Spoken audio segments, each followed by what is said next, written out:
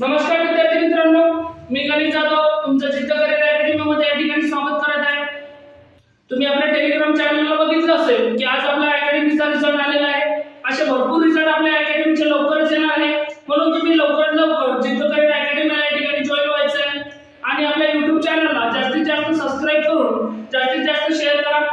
आणि बघा, माझी ती राजमाता चौकामध्ये अकॅडमी आहे, मी इथे लाईव्ह क्लास वगैरे सगळं घेत असतो, सगळं शेड्यूलनुसार क्लास वगैरे घेत असतो। आज तर एक रिझल्ट आलाय, आता उद्या येणाऱ्या भरतीमध्ये भरपूर सगळ्याचे सगळे मुलं आपल्या अकॅडमीच्या लागणार आहे। म्हणून या ठिकाणी आपल्याला एवढं बोलून आपल्या टॉपिककडे वळायचं आहे। आपल्याला आता सर्वनाम म्हणजे आपण काही टॉपिक बघितले आहे, आपल्याला आता बघायचं आहे त्या टॉपिक मधलं प्रश्नार्थक सर्वनाम आणि अनिश्चित सर्वनाम।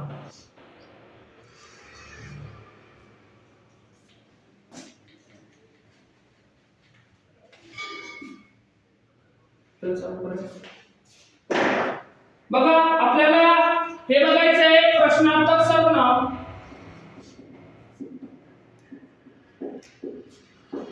आणि अनिश्चित सामान्य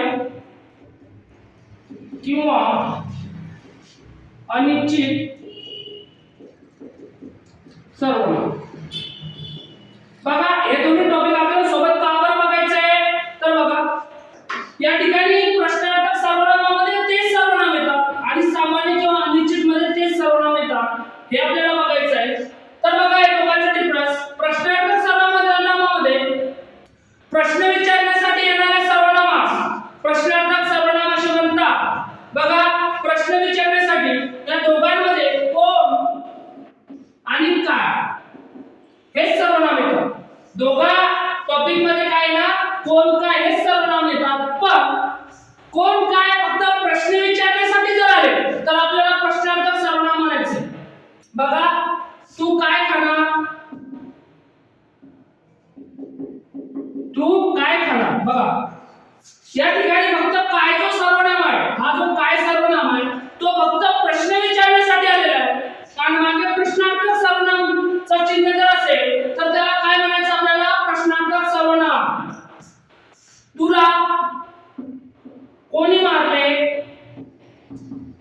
बघा, हा जो कोणी सर्वनाम आहे तो फक्त या ठिकाणी प्रश्न विचारण्यासाठी आलेला आहे, तर अशा वाक्याला आपल्याला काय म्हणायचंय, प्रश्नार्थक सर्वनाम म्हणायचंय।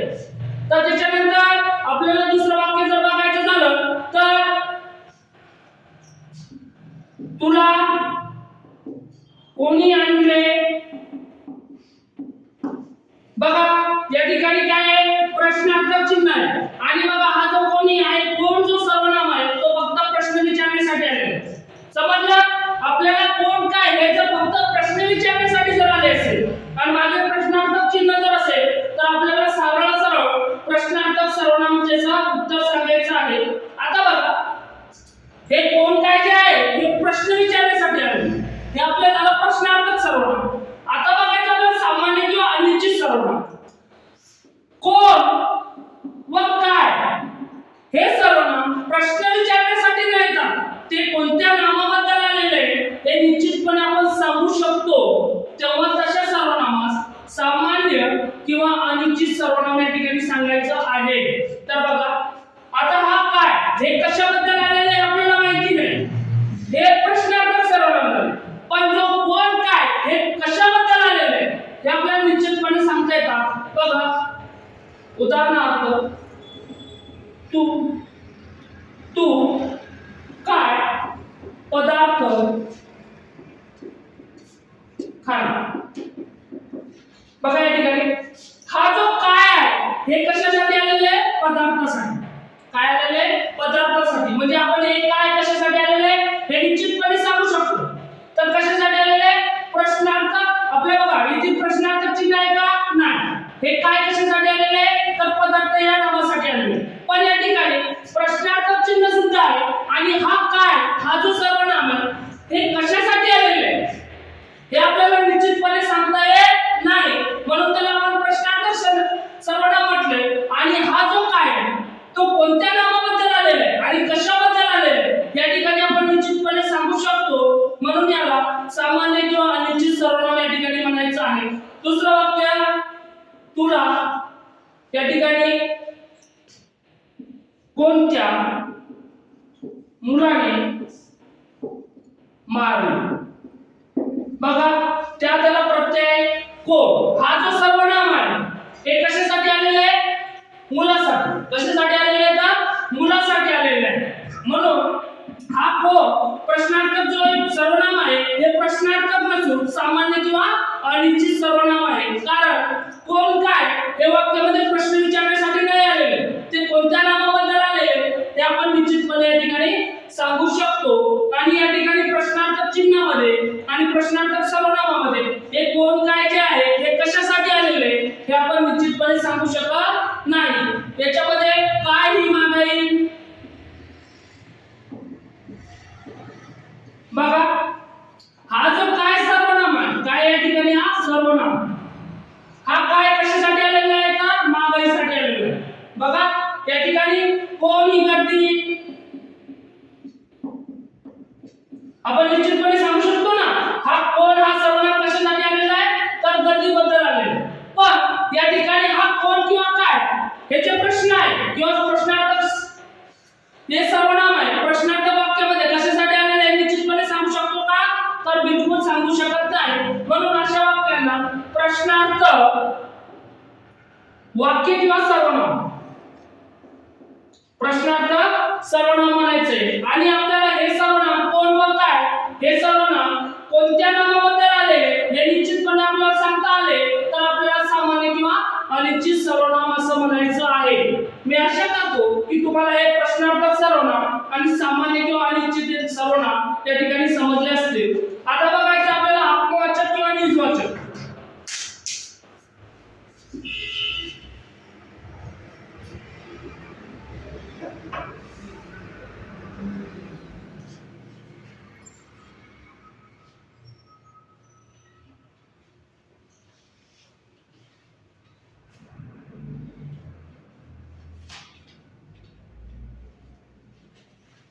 बघा शेवटचा टॉपिक आहे सर्वनामातला शेवटचा टॉपिक आहे आत्मवाचक. त्याला दुसरं नाव आहे स्वतःवाचक आणि त्याला तिसरं नाव आहे निजवाचक. बघा विद्यार्थी मित्रांनो आपल्याला आयोग काय विचारू शकतो? आत्मवाचक विषय सांगू शकतो, स्वतःवाचक विचारू शकतो आणि निजवाचक सुद्धा विचारू शकतो. आपल्याला तिन्हीचे तिन्ही नाव या ठिकाणी काय करायचंय? पाठ करायचंय. आता बघा हे बघण्याअगोदर याची व्याख्या काय म्हणते बघा. ज्या सर्वनामाचा वापर स्वतः या अर्थाने केला जातो. कसा केला जातो? तर स्वतः या अर्थाने केला जातो. पूर्ण मानव जातीला जर धरून केलेला असेल तर त्याला आत्मवाचक किंवा स्वतःवाचक असे म्हणायचं आहे. मी स्वतः खात्री करून आलो. उदाहरणार्थ मी स्वतः खात्री करून आलो. बघा या ठिकाणी कसा वापर झालाय? स्वतः या अर्थाने झालेला आहे. तर अशा वाक्याने काय म्हणायचं आपल्याला? सामान्य आत्मवाचक किंवा स्वतःवाचक किंवा निजवाचक असे वाक्य जर आले किंवा स्वतः या अर्थाने जर आले असता आणि पूर्ण मानव जातीला जर घेऊन आले असता तर त्याला आत्मवाचक सर्वनाम या ठिकाणी असं म्हणायचं आहे. ती आपल्याहून माझ्याशी बोलली. ती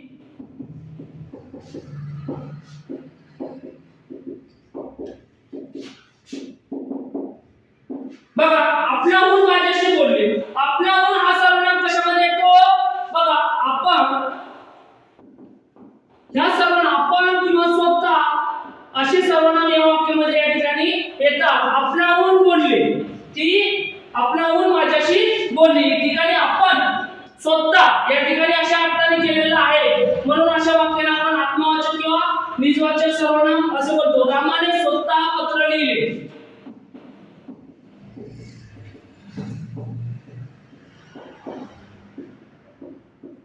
बघा या ठिकाणी याचा वापर कसा झालेला आहे? स्वतः या अर्थाने झालेला आहे. अशा वाक्याने काय म्हणायचं आपल्याला? आत्मवाचक किंवा निजवाचक. बघा आत्मवाचक किंवा स्वतःवाचक याच्यामध्ये जास्तीत जास्त स्वतः किंवा पूर्ण मानव जातीला घेऊन जर केलेलं असं वाक्य समजलं आपल्याला तर सरळ सरळ त्याला आत्मवाचक किंवा स्वतःवाचक असं म्हणायचं आहे. दुसरं वाक्य लिहायचं जर झालं प्रधानमंत्री स्वतः समारंभाला हजर होते. बघा विद्यार्थी मित्रांनो, प्रधानमंत्री स्वतः समारंभाला हजर होते.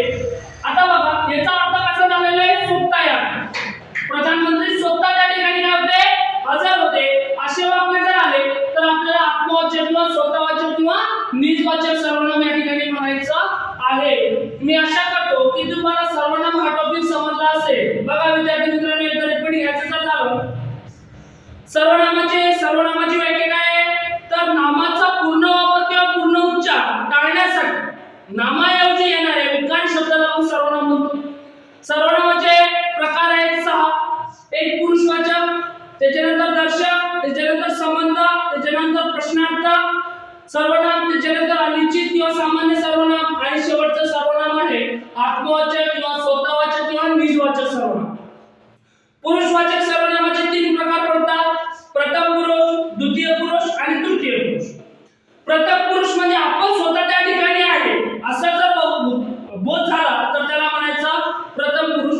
आणि आपण जर स्वतः दुसऱ्याबद्दल बोलत आहे, दुसऱ्या व्यक्तीला बोलत आहे, तर त्या ठिकाणी द्वितीय पुरुष. आणि आपण 2 व्यक्ती बोलत असताना तिसऱ्या व्यक्तीचा त्या ठिकाणी जर बोध झाला, असं जर आपल्याला बोध होत असेल तर आपण त्याला तृतीय पुरुष म्हणायचं. नंतर आपल्याला जर समजा दर्शक सर्वनाम बघायचे, दर्शक सर्वनाम कशाला म्हणतात, ती दूरची किंवा जवळची वस्तू दर्शवण्यासाठी वापरण्यात येणाऱ्या सर्वनामांना काय म्हणतो आपण, दर्शक सर्वनाम. दर्शक सर्वनामाचे 3 नियम बघितले आपण. समजला? ते सर्वनाम कशासाठी असतात, वस्तू दर्शवण्यासाठी. हा, ही, हे किंवा तो, ती, ते हे सर्वनाम त्याच्यामध्ये वापरले जातात. त्याच्यानंतर आपण संबंध सर्वनाम बघितला. संबंध सर्वनाम म्हणजे काय, की दर्शक सर्वनामाच्या संबंधाने वाक्याच्या सुरुवाती येणारे सर्वनाम काय म्हणतो आपण, संबंध सर्वनाम म्हणतोय. काय म्हणतोय, संबंध सर्वनाम. जे पेरा ते उगे, भुकेल तो चावेल काय, त्याच्यामध्ये जो आहे तो अद्ययावृत असतो. अद्ययावृत म्हणजे लपलेला असतो. त्याच्यानंतर आपण बघितलं प्रश्नार्थक सर्वनाम. काय बघितलं, प्रश्नार्थक सर्वनाम. जे सर्वनाम प्रश्न विचारण्यासाठी येतात किंवा प्रश्न विचारण्यासाठी येणाऱ्या सर्वनामास प्रश्नार्थक सर्वनाम म्हणतो. जसं की कोण, काय हे सर्वनाम येतात त्याच्यामध्ये, पण ते प्रश्न विचारण्यासाठी येतात. ते कोणत्या नामाबद्दल आलेले हे निश्चितपणे आपण सांगू शकत नाही. त्याच्यानंतर आपण बघितलं सामान्य किंवा अनिश्चित सर्वनाम. कोण, काय हे सर्वनाम प्रश्न विचारण्यासाठी न येता ते कोणत्या नामाबद्दल आलेले हे आपल्याला निश्चितपणे या ठिकाणी सांगता येतात. तशा सर्वनामांना सामान्य किंवा अनिश्चित सर्वनाम म्हणतात. त्याच्यानंतर शेवटचा टॉपिक बघितला आपण आत्मवाचक सर्वनाम. आत्मवाचक सर्वनाम म्हणजे ज्या सर्वनामाचा वापर स्वतः या अर्थाने केला जातो किंवा पूर्ण मानव जातीला केलेला असो, असं जर असेल तर त्याच्यामध्ये आपल्याला काय करायचं आहे, तर आत्मवाचक सर्वनाम करायचं आहे. त्या ठिकाणी क्लिक हे करायचं आहे. आपण जस्ट आता 15-20 प्रश्न या ठिकाणी घेणार आहोत आणि ते प्रश्न या ठिकाणी सॉल्व्ह करणार आहोत आणि सर्वनाम हा टॉपिक या ठिकाणी संपवणार आहोत. तर बघा प्रश्नार्थ सर्वनाम आपल्याला बघायचं आहे, त्याचे प्रश्न बघायचा आहे. तर प्रश्न कसे आहेत, तर नाही नको बघा विद्यार्थी मित्रांनो, सर्वनाम टॉपिक हा तर झाला, पण थोडीशी आपण या ठिकाणी उदाहरणं बघणार आहोत. त्या उदाहरण कोणकोणत्या टॉपिकचे आहे ते बघणार आहोत. पहिलं बघू आपण, तू एवढा लाडू खाऊन टाक. बघा, तू एवढा लाडू खाऊन टाक या ठिकाणी स्वतः आपण न म्हणता दुसऱ्याला सांगत आहे की तू एवढा लाडू खाऊन टाक. मग असं जर आपल्याला बोध होत असेल, आपण दुसऱ्या व्यक्तीला जर सांगत असेल आणि दुसऱ्या व्यक्तीला आपला बोध होत असेल, तर आपण याला द्वितीय पुरुष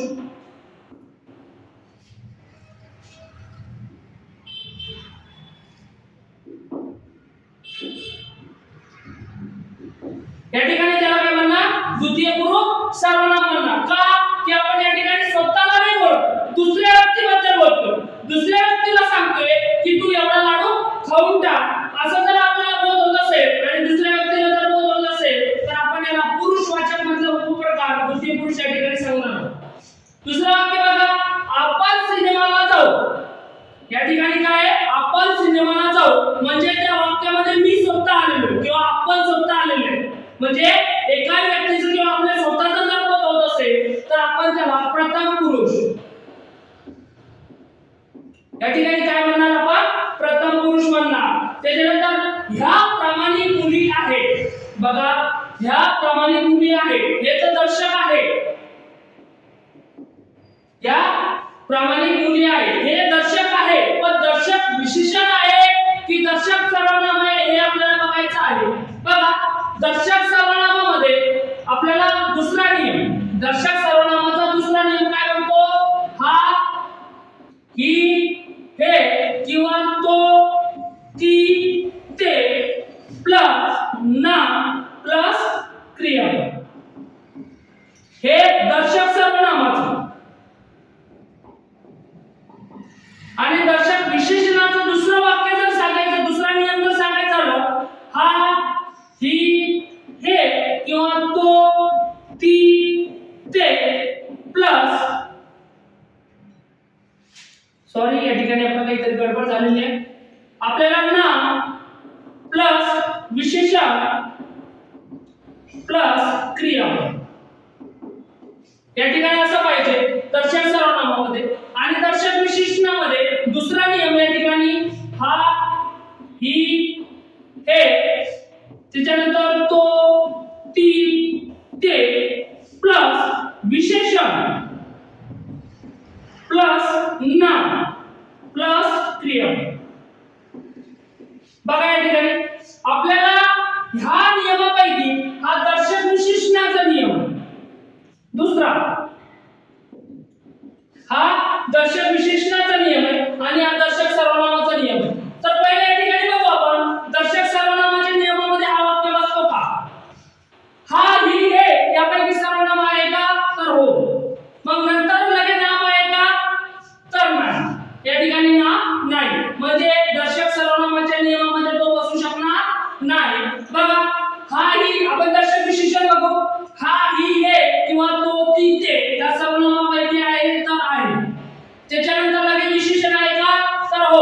बघा विद्यार्थी मित्रांनो, विशेषण पाहत असताना आपल्याला वाक्यापैकी पहिले नाम शोधावं लागेल. या वाक्यामध्ये काय आहे? नाम आहे. हे काय आहे? नाम आहे. बघा, आता विशेषण शोधायचंय. विशेषण म्हणजे नामाबद्दल विशेष माहिती सांगू, नामाची व्याप्ती मर्यादित करणाऱ्या विकारी शब्दाला आपण विशेषण म्हणतो. तर नामाबद्दल विशेष माहिती सांगणारा शब्द कोणता? प्रामाणिक. हे काय? विशेषण आहे. बघा, मुली कशा आहे? प्रामाणिक आहे. तर प्रामाणिक हा शब्द मुली या नामाबद्दल विशेष माहिती सांगत आहे. तर आपल्याला या ठिकाणी क्रियापद पाहिजे. काय पाहिजे? तर क्रियापद पाहिजे. तर या ठिकाणी आपल्याला दर्शक विशेषण ह्या नियमामध्ये हे वाक्य बघतो. तर हे वाक्य आहे दर्शक विशेषण. कशाचं आहे? दर्शक विशेषण. बघा, हे बाळच घराचे दैवत आहे. आता बघा, आपल्याला दर्शक सर्वनामाचं वाक्य बघायचं. त्याच्यानंतर पहिला आई हे सर्वनाम आहे का? तर हो. त्याच्यानंतर नाम आहे का? तर आहे. त्याच्यानंतर विशेषण आहे का? हो. बाळ कशाचे? बाळ कसे आहे? तर घरांचे दैवत आहे. हे काय? विशेषण. आणि हे काय? क्रियापद. आता दर्शक विशेषणामध्ये बसणार का? तर नाही. विशेषण आपल्याला अगोदर पाहिजे होतं, पण या ठिकाणी विशेषण नंतर आलेले. हे वाक्य जे आहे ते दर्शक सर्वनामाचे. काय? तर दर्शक सर्वनाम. त्याच्यानंतर मी अभ्यास केला. या ठिकाणी मी अभ्यास केला एकच व्यक्ती सोबत होतोय, म्हणून याला आपण प्रथम पुरुष म्हणू. प्रथम पुरुष सर्वनाम. त्याच्यानंतर ज्याच्या हाती पाळण्याची दोरी तोच जगाचे उद्धार. हे वाक्य कशाचं आहे ना? संबंध सर्वनाम. का? की दर्शक सर्वनामाच्या संबंधाने वाक्याच्या सुरुवाती येणाऱ्या सर्वनामास आपण संबंध सर्वनाम म्हणतो, म्हणून वाक्याच्या सुरुवाती आलेले आहे. आता बघा, संबंध सर्वनाम ओळखण्याची सोपी पद्धत बघा. तुम्ही संकेतार्थ वाक्य जे आहे, जर, तर, जेव्हा तेव्हा किंवा जोवर तेव्हा असे वाक्य जर त्याच्यामध्ये आले तर आपण त्याला संबंध सर्वनाम या ठिकाणी म्हणू शकतो. तर याला आपण संबंध सर्वनाम या ठिकाणी म्हणू शकतो. बघा, मी स्वतः असे म्हणाले, ती स्वतः अशी म्हणाली. बघा, आता जस्ट आपण बघितले की ज्या वाक्याचा उच्चार स्वतः या अर्थाने होतो किंवा ज्या सर्वनामाचा वापर स्वतः या अर्थाने होतो, तर त्याला आपण आत्मवाचक किंवा निजवाचक किंवा स्वतःवाचक म्हणतो. ते वाक्य आत्मवाचक सर्वनाम आहे, कारण की या वाक्यामध्ये स्वतः या अर्थाने झालेला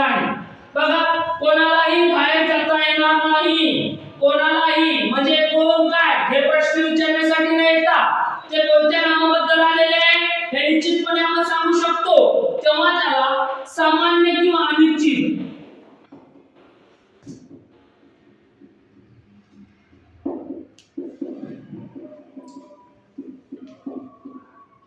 बघा हा जो कोण आलेला आहे हे कशासाठी आलेला आहे? बाहेर. कुठे जाता येणार नाही आपल्याला, बाहेर जाता येणार नाही. हे कोण प्रश्न विचारण्यासाठी आलेले आहे का? तर नाही. कशासाठी आलेले आहे? तर या नामाबद्दल आलेले आहे. म्हणून आपल्याला कशाबद्दल आले निश्चितपणे या ठिकाणी सांगता येतात. म्हणून आपण त्याला सामान्य किंवा अनिश्चित सर्वनाम या ठिकाणी म्हणू शकतो. बघा विद्यार्थी मित्रांनो, आपला या ठिकाणी सर्वनाम हा टॉपिक संपलेला आहे. नेक्स्टच्या चॅप्टर मध्ये आपल्याला विशेषण हा टॉपिक सुरू करायचा आहे. म्हणून आपल्या YouTube चॅनलला जास्तीत जास्त सबस्क्राइबर करा आणि जास्तीत जास्त शेअर करा, जेणेकरून आपल्याला दूरदूरच्या विद्यार्थ्यांना लेक्चर करण्यास सोपं जाणार. आणि मला काही अडचण असेल तर तुम्ही कमेंट मध्ये टाकू शकता. आणि आपल्या अकॅडमी तुम्हाला तर माहितीच असेल की आज आपल्या अकॅडमीचा एक रिझल्ट आलेला आहे. म्हणून असे भरपूर रिझल्ट आपल्या अकॅडमीचे येणार आहे. म्हणून तुम्ही लवकरात लवकर आपल्या अकॅडमीला जॉईन होऊन आपले यशाचे शिखर पार करू शकता. या ठिकाणी आपल्या जीके विषयासाठी 3 शिक्षक आहेत. मी स्वतः 3 विषय शिकवतो, गणित, बुद्धिमत्ता आणि मराठी व्याकरण. आपल्या येणाऱ्या पोलीस भरतीमध्ये अकॅडमीचे खूपच सारे रिझल्ट येणार आहे. म्हणून तुम्ही जास्तीत जास्त आपल्या अकॅडमीला जॉईन व्हा आणि शिक्षकांची ओळख करा विद्यार्थी मित्रांनो. बघा तुम्ही अकॅडमी लावताय, काही शिक्षकांना अशी गरज असते की पैसे भरले आपल्याला काही घेणं नाही, पण तुम्ही शिकत असताना शिक्षकांना विद्यार्थीबद्दल किती तळमळ आहे हे बघूनच तुम्ही अकॅडमी जॉईन करा आणि सातत्याने अभ्यास करा. सातत्य इज इम्पॉर्टंट आहे. बघा आज ज्या मुलाचा नलवाडी मुलांचा रिझल्ट आलेला आहे त्याला 2 वेळेस अपयश मिळून सुद्धा त्यांनी प्रयत्न न सोडता त्यांनी यशाची पायरी चढत चढत आज तो शेवटी यशाच्या शिखरापर्यंत या ठिकाणी पोहोचलेला आहे. तसेच तुम्ही या ठिकाणी यशाचे शिखर पार करसाल, पण छोट्याशा अपयशांना न घाबरता आपल्याला ते यशाची शिखरांची पायरी चढतच राहायची. बघा अपयश ही यशाच्या खालची पायरी आहे. आपल्याला अपयशातून अनुभव भेटत असतो आणि आपली चूक लक्षात घ्या विद्यार्थी मित्रांनो की नेमकं आपलं चुकतं कुठं.